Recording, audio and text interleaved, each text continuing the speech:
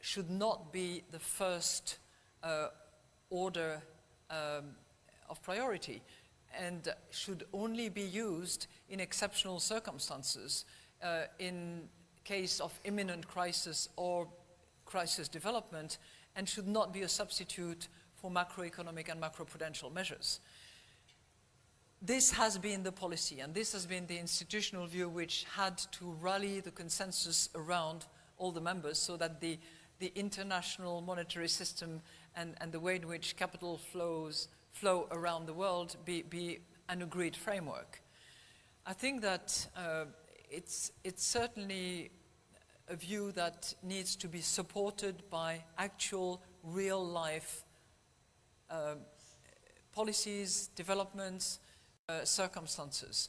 And I know that in this part of the world, in Southeast Asia in particular, some of the policymakers are very concerned about being able to possibly use capital flow management measures in a slightly more flexible way. I think the view of the IMF, and that's the beauty of it, is that it is not a rigid, codified set of rules. It has a degree of flexibility, and it tolerates capital flow management measures in certain circumstances that are assessed on a country-by-country basis. I'm pleased that after this brilliant chief economist that we had, Maury Opsfeld, he will be succeeded by a brilliant chief economist, Geeta Gopinath, who, as you know, has forged part of her reputation, stellar one, around that very topic and about the role of the US dollar in international transactions and the rigidity that it implies. So I'm sure that we will be exploring further and deeper those particular issues. I congratulate you on both appointments, and particularly the new one. I think you've done admirably, and I look for development. In this context, before we leave emerging economies, you've done a fairly significant program with Argentina. Yep. Is it going to work? Yes, sir. I'll remember that when we do this again. This is not a universally shared view, I promise you. Well, you know what? I think, and in a way, this is a case that applies to many emerging market economies. I think that market players, traders, and investors should really pay attention to the fundamentals, the policies, the proposals, the discipline that is demonstrated. And when I look at the discipline that is demonstrated now by the monetary policy authorities, the fiscal principles that the finance ministry under the leadership of President Macri is showing, things can actually change and economies turn around. So we are comforted by what we're seeing, and we certainly hope that that same degree of discipline will continue to apply. We have, as you know, we've changed the way in which the program is structured, yes, and moved to something that is much more, in a way, readable and solid in terms of anchoring. Well, I very much hope you're right. I spent a lot of time, the problems of being around for so long, writing about Argentina, including in the late 90s and early 2000s, and spending quite a bit of time talking to your very distinguished predecessors. It didn't go too well, so I hope this time it will go better. So let me turn to other vulnerabilities, and I'd like to sort of go to Europe. Mm-hmm. Is the Eurozone crisis really over? The Eurozone strengthening and structuring is not over. I think we have been advocating for a long time now that it needs to be deeper, it needs to be stronger. And whether you're talking about banking union, fiscal union, capital market deepening and real across members of the Eurozone, that job is not over. I was very much hopeful about a year ago when there was that momentum, when there were proposals floating here, there, and we participated in that exercise. And nothing has yet come about. You should never give up. You should never give up on Europe. I'm preaching the convert here. I'm not going to comment on that. That's just sort of, as a journalist, I'm paid to be skeptical. But let me, right at the moment, and you must know this very, very well, there is real concern about political more than economic, but they're linked, developments in Italy, which is clearly a very, very important country, and particularly over fiscal policy. And Italy really is in significant a way that none of the other countries are that have been in crisis before. Do you think really and truly we should think that this is all going to be managed relatively smoothly and not get worried about the potential for disarray, disorder, that everything is under control? I very much hope so, but I wouldn't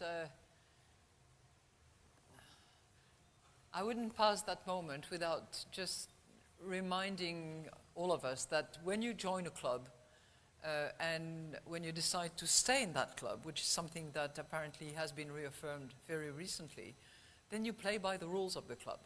And when it comes to fiscal affairs, that certainly applies to the Italian budget and to the Italian commitment in terms of fiscal discipline. I think it's very much needed. So so there is a real anxiety, there's a real concern here. Well, there is a concern because of what has been said more than what has been done. So I think the time when the Italian authorities actually submit their budget, which I think is on October the 15th, which will give the European Commission and their partners time to assess exactly the journey between the rhetoric and the actual numbers. It opens a period of, I hope, dialogue that will bring everybody back to the rules of the game and how the club is functioning. But things as they stand are, as you said, there are reform proposals which are really, really important. Capital Markets Union, Banking Union, which aren't happening or aren't being completed. You have this real concern with a very important member. So there are real reasons for being a bit concerned about this.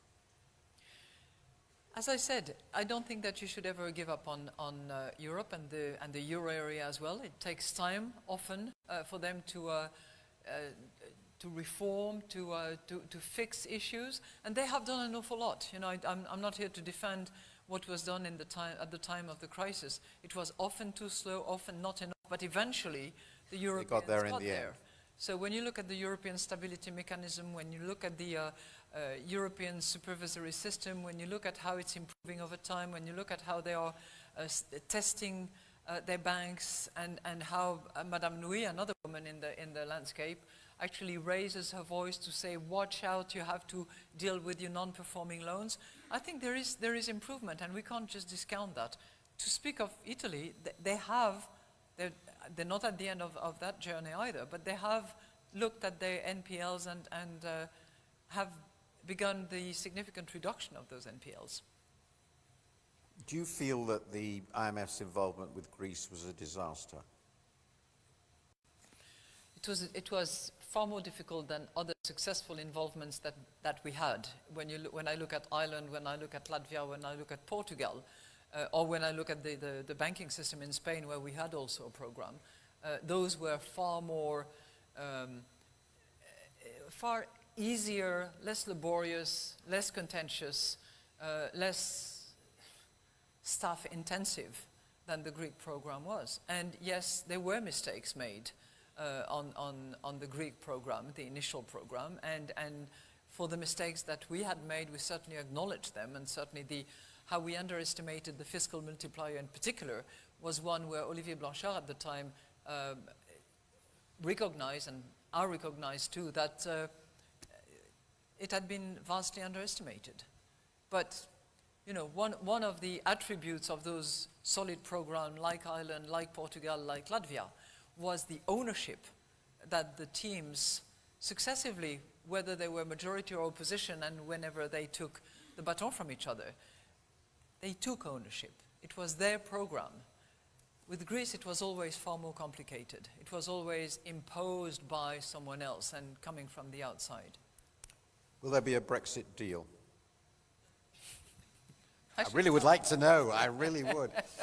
And you talk to these people probably more. So would we. Yeah, so you're in the same state that I am. Trepidation and anxiety and the hope that there will be one. Well, and probably later than what we all had anticipated. I have to apologize on behalf of my idiotic country. Now, could I talk very briefly about two other issues? China. Mm-hmm. China is obviously immeasurably important, still very much one of the fastest growing economies in the world. It is in the middle of a very complex reform and rebalancing exercise, which you've discussed with them at length, in the context of what is clearly emerging as a really significant trade conflict, with the possibility of very high tariffs on all its exports to the US, and who knows. Do you feel confident that the Chinese authorities can cope with all this without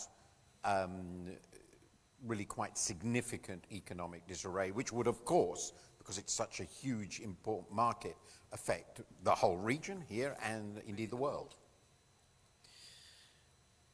You know, as we discussed earlier, the best way to answer that question is de-escalate, sit around the table, address the issues on both sides, and try to find the new rules under which you will process that, because it's not going to happen in a day. It takes a lot longer to do that. But the sheer willingness to do it, I think, would be a very strong indicator, and would probably eliminate that confidence layer which bears on growth, on investment decisions, and so on and so forth. Because when you measure the actual trade impact, it is beginning, and it will probably increase as escalation happens. But it's the confidence impact that is also adding sort of insult to injury in many ways.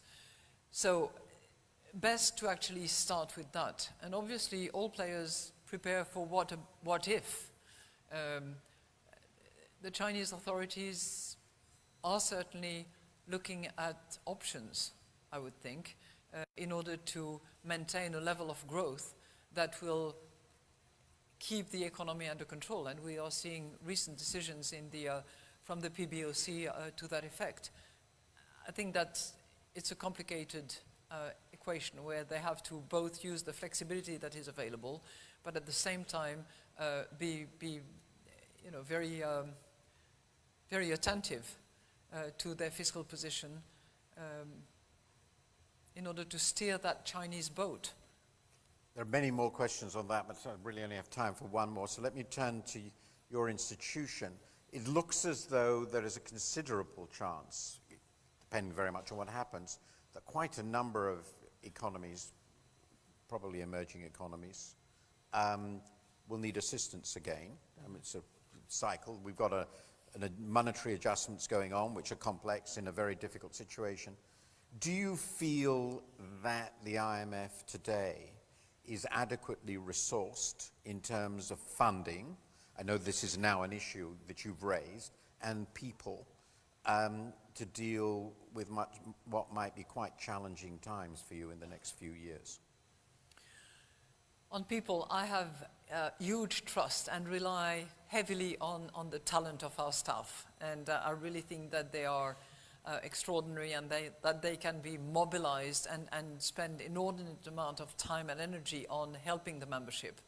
You know, if we need more support, more help from equally qualified, talented economists and non-economists for that matter, I'm sure that we'll be able to attract them, because the fund is actually a magnet for those talented people. On the issue of resources, we currently have 36 programs. And you are right, Martin, that there are countries that could be at risk. And they're not insignificant countries in that they could require large programs, as Argentina has required. With the capital flows, you end up with very large